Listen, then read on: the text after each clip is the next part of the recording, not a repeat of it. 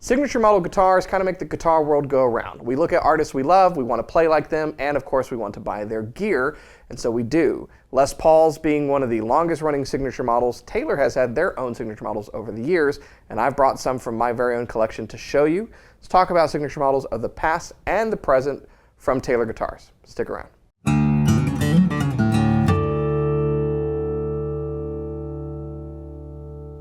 Hey, you're watching Alamo Music TV. My name is Chris McKee with Alamo Music Center in San Antonio, Texas. You can find us online at alamomusic.com. If you're new to the channel, subscribe, turn on notifications, like our videos. If you want to support the channel, visit our Teespring store link below for custom t-shirts and other swag.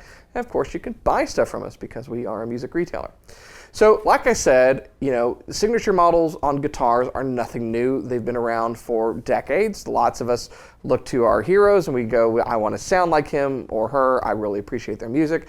Let me go ahead and buy the gear, and then I'll sound like them. Unfortunately, it doesn't quite work that way, and yet we still tend to gravitate to signature models. Now, I think there's a very cool reason to do that. A lot of times, signature models from artists can be very, very unique guitars. And those are the signature models that I like. Now, there are other signature models that typically aren't that different, which to that I kind of go, eh. But things that are aesthetically or even more importantly, structurally different, I think are very, very cool. They give you an insight into that artist's music and also allow you to own something that's unique. A lot of times, an artist who's been playing a while makes those changes for reasons, for experience and things that they've learned over the years of what they need to make their music with, and we can all benefit from it. So Taylor Guitars has done a number of signature models over the years. I've brought two that I own in my collection to show you today, but I also wanted to talk about a few others that you may or may not be aware of. So if we go back in time to turn of the century, the early aughts, if you will, there was a period where Taylor had just a string of signature model guitars. Jewel Kilcher, the JKSM, the Jewel Kilcher signature model was unique. It was if I recall correctly, a Grand Auditorium, and the unique aspect was Tasmanian satinwood back and sides. I've seen two in the wild. During that same period of time, there were Jars of Clay signature model guitars, if you're familiar with that Christian band from the late 90s, early 2000s, where their popularity was peaked. Those were cool guitars. There was a Russ Freeman model.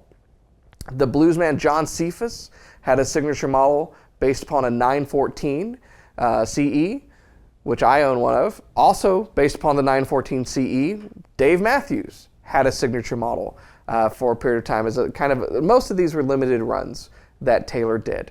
There was the Russ Freeman, the John Cephas, the Dave Matthews. Chris Proctor had a very cool guitar with a wider nut on the neck. It was based upon a 912 with a Florentine cutaway, if I recall correctly. Pre-2000s, you had a limited run of Kathy Mattea signature models, which are 612s with a really cool custom inlay on the neck. You'll see those floating around from time to time.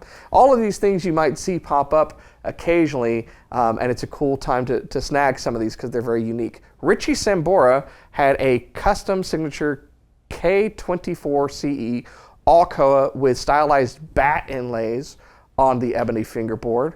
That's pretty crazy. If you have ever seen Paul McCartney playing his left-handed Taylor, pay close attention to the inlays. It's actually a left-handed Richie Sambora guitar, which I think Richie gave him or something like that. I don't recall specifically.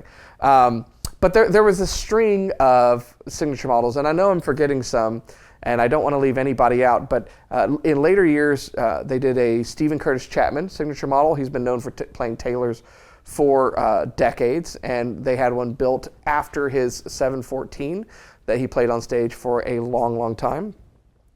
And let's see, there was a Serge Tankian from Rage. It was a T5 model. I think it was T5, not T5Z.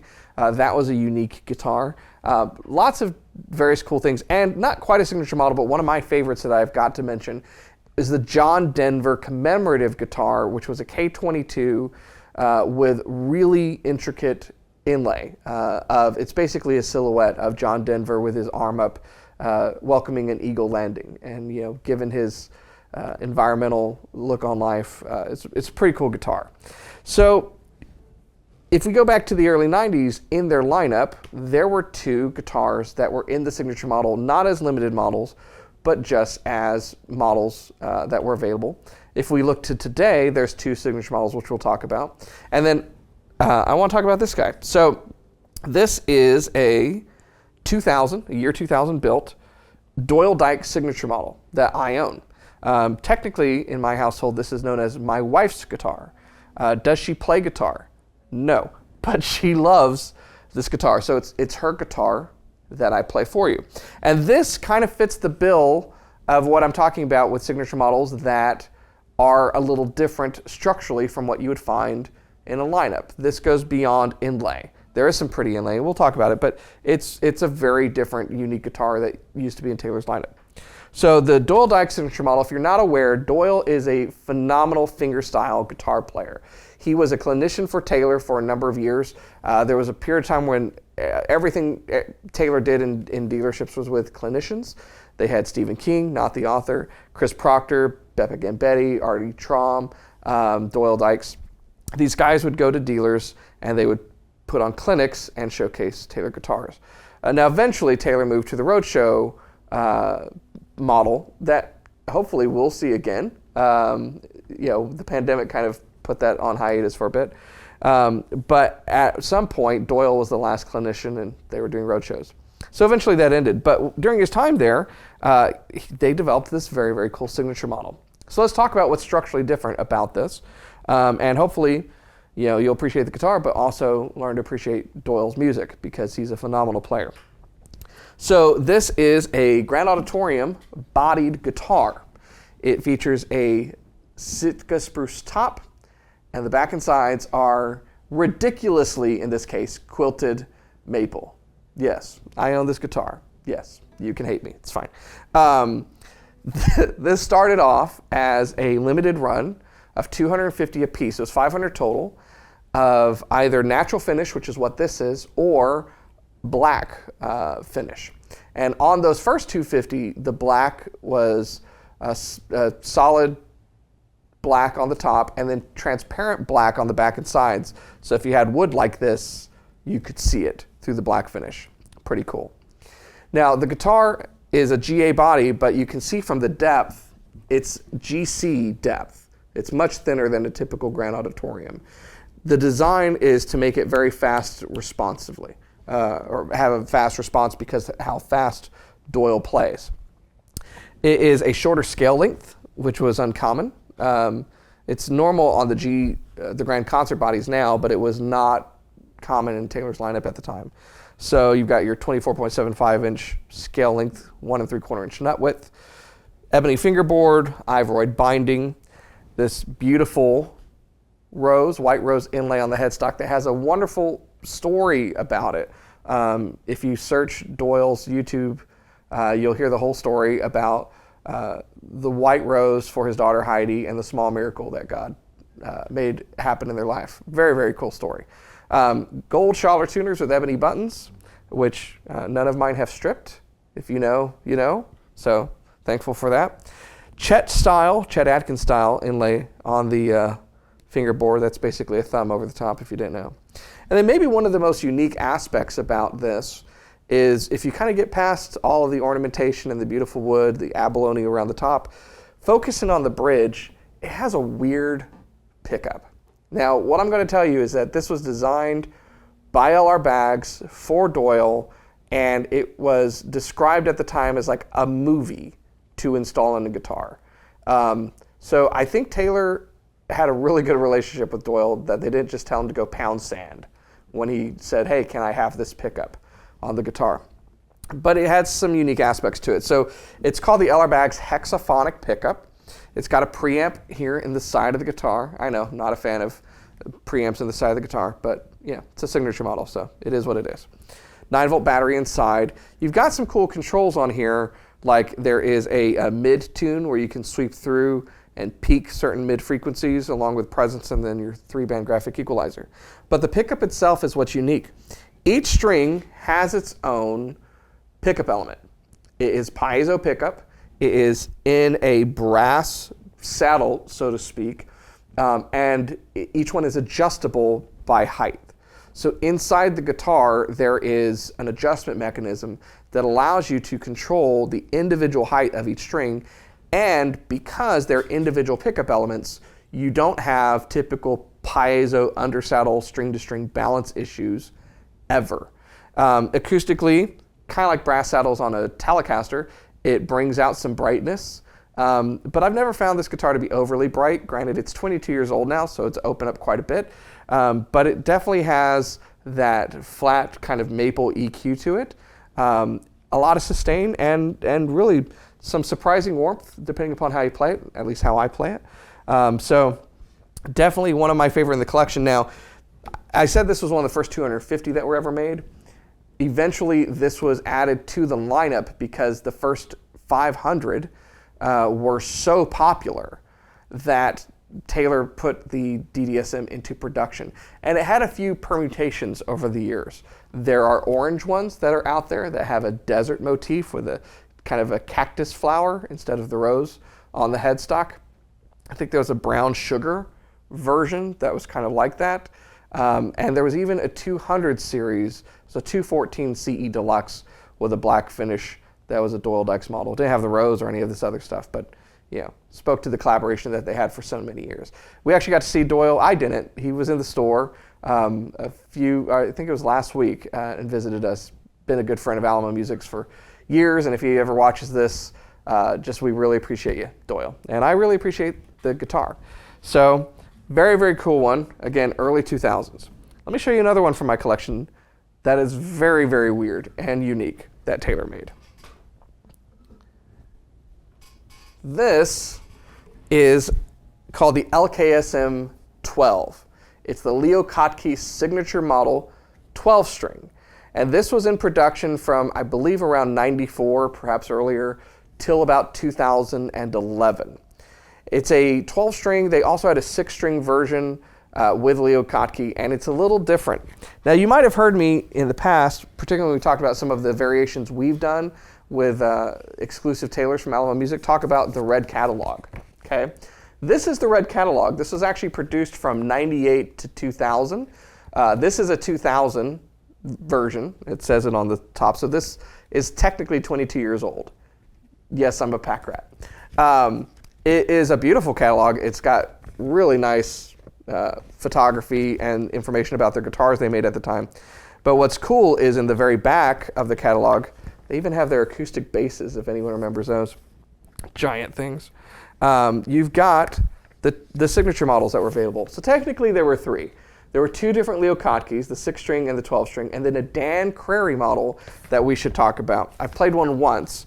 The Dan Crary was basically an 810 with a weird Venetian cutaway and bracing that was different. He had bracing on it so that it wouldn't be woofy like a lot of Rosewood Dreadnoughts were. And it's interesting because some of the work that Andy Powers did on the Grand Pacific guitars was to give you a big Dreadnought sound without the woofiness because it's hard to record. And so, artists who know and deal with these things often figure out what their instrument needs. Benefit of having a great player like Andy being CEO and master builder at Taylor Guitars now. So let's talk about this one that's in that old catalog. Leo Kottke, if you're not familiar with his music, tends to play these kind of low, rumbling, like thick-sounding things. So he had Taylor build this unique guitar for him. So it is a jumbo body, which they don't make anymore. The closest thing at the time would have been a 555 CE, or E, or C rather. A 555C is the closest thing to this.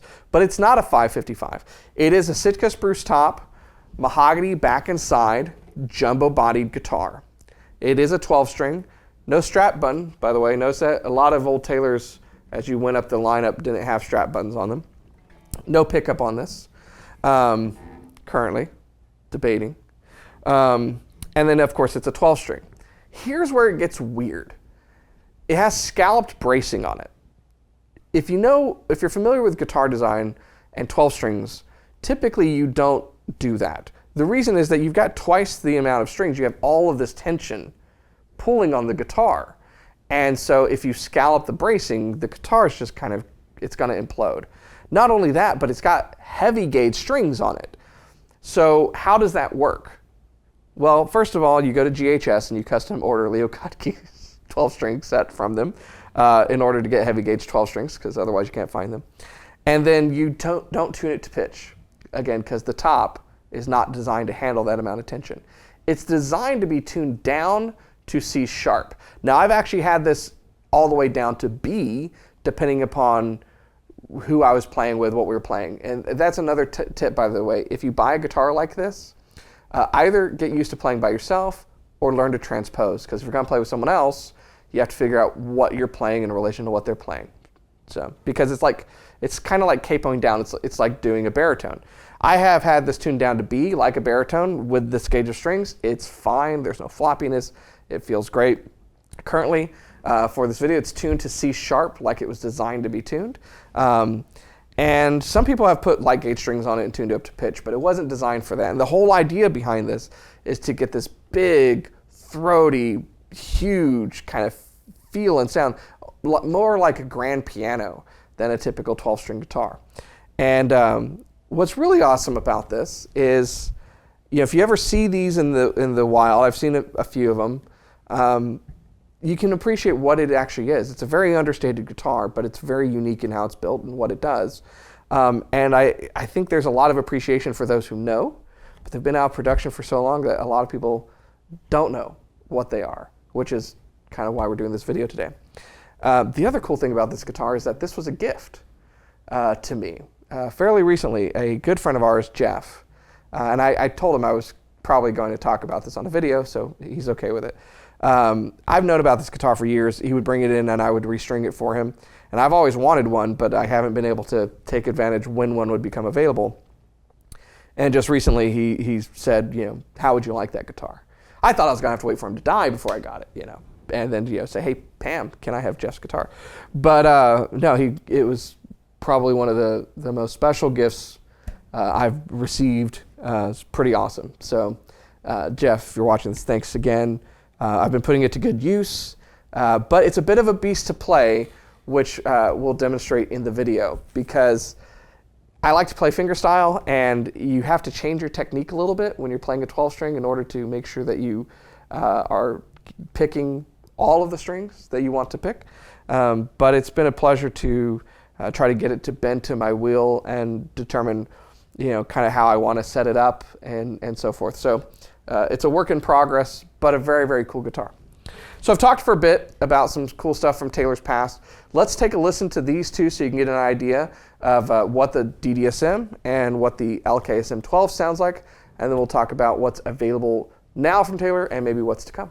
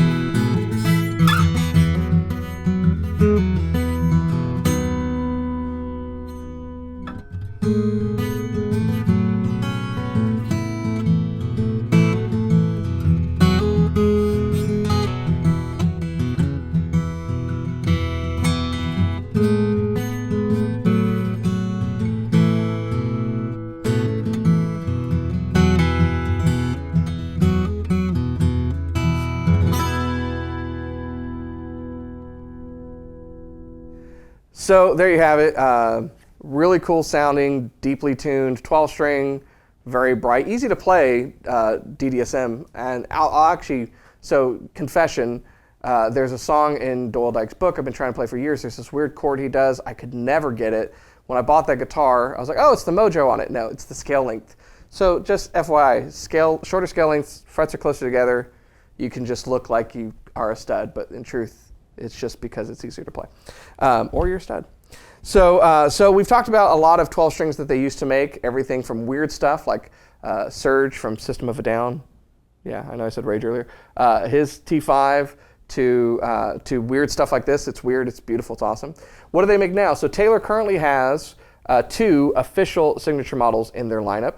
They've got the Taylor Swift Baby Taylor with a nice floral print on the front of it. So if you're a Taylor Swift fan, or if you have someone of the female persuasion who likes pretty guitars and wants to play, those are very awesome. They come in non-E and E versions, so with electronics or without electronics. And then there's the Jason Mraz signature model, which we have done a video on in the past.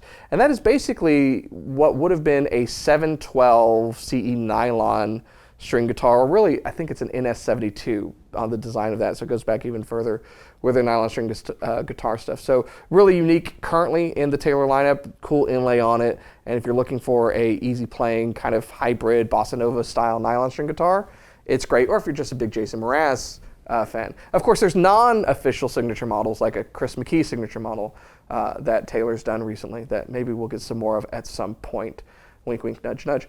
But what does the future hold? So here's what I'll say. I have no idea, no inside knowledge of any signature models to come from Taylor in the future. But I will say this, just my opinion, if they happen to be listening, the powers that be, is I would love to see them do some more collaborations, but particularly stuff that's a little different, like the 2 examples that I've shown you from my collection that really change things specific to an artist's needs. Whether it's the pickup or the design of the guitar or both, what have you. I know that they've created some cool one-off stuff for artists in the past, like classical or nylon string guitars that were 1 fret longer to be tuned down to E flat, or the T3s, but with all sorts of cool pickup options on it. So, who knows? The future will tell, but I think it could be cool stuff to see. So I'd love to hear from you if you have some of these unique signature models in your collection, or you've had experience with them in the past, or you're just like, hey, that was cool, I never knew that existed. I'm going to keep a lookout for that. So, oh, you know what? I left out the Clint Black one. That's a great example too during that period of time. We've done a video on here. We got that at a guitar show. We showed you it has a new home with an owner who appreciates it. So there's some cool stuff out there, past, present, and hopefully future when it comes to signature models. So anyways, let me know your experience and what you'd like to see in the comments below. If you're new to the channel, subscribe, turn on notifications, do all that fun stuff, and keep coming back for more. I always say the best guitar in the world is the one that you play. If it happens to be a 12-string tuned down to C sharp, all the better. See ya.